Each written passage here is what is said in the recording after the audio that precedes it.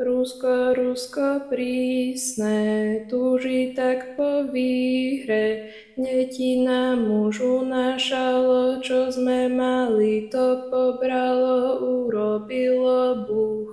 Na Medzinárodný deň ľudí na úteku si nepripomíname len to, že milióny ľudí museli opustiť svoje domovy.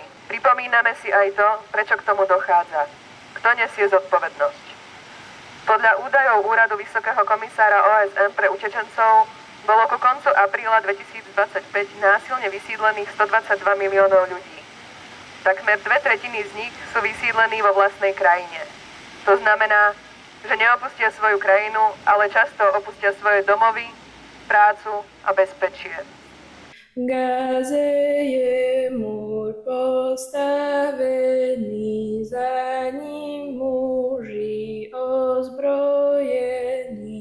Kto sa im zoprie, uvidí ostrie, či je ona, či je on, nepustia ho za múr von.